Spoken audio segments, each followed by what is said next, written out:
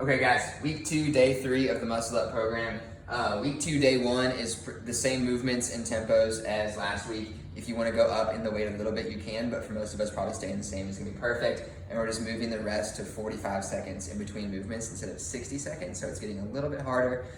Keeping the sets at 3. Next week, we'll change that to 4 sets, still with 45 seconds, okay? So progressing through those, making it a little bit harder every week as we go, but not changing the movements. Similar thing for week 2, day 2, the skill day. We're gonna still be doing the kip swings. We're still gonna be doing the deep ring support holds and the top of the ring support holds or the bar if you're doing that option. But we're going a little bit longer on the holds and then a little bit less rest on the kip swings, okay? That's all I'll explain in the email.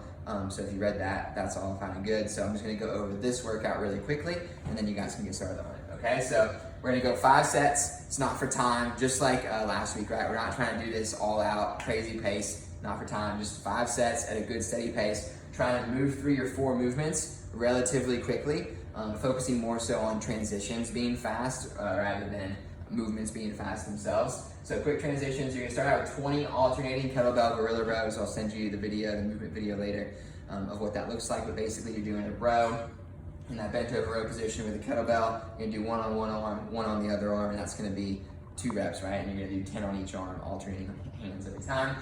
You're then gonna go 16 weighted sit-ups. I'll let you weight that however you want.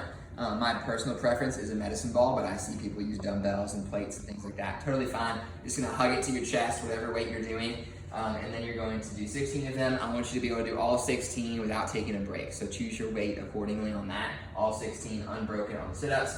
You're then gonna move over to a pair of rings and you're gonna go 12 toes to rings, okay? If you've never done these before, play around with them a little bit before you get into it. They're honestly a little bit easier than toes to bar to get the hang of, so don't think of it as a toes to bar. It's a little bit easier than that, a little bit more abs and a little bit less shoulders on the toes to rings. So play around with that. If that doesn't work, just do a hanging knee raise right on the rings. And you can even work that kip into it a little bit too, kind of kip your knees up and back down instead of worrying about getting your toes all the way up there. Okay, so 12 of those. And then 8 strict burpees. The strict burpee is just a burpee, but instead of just flopping to the ground, I want you to do, basically what I want you to do is up, down, and then pause in that plank, do a strict push up, and then do an up, down, back up, right? So basically it's a strict push up at the bottom of that burpee instead of just flopping to the ground. Okay, so 20, 16, 12, and 8. You're gonna rest 1 to 2 minutes in between sets. It's really kind of rest up to you. You rest as long as you feel like you need to be able to go back through it again at a similar intensity that you did the first time. Okay, and again, that intensity is not crazy fast.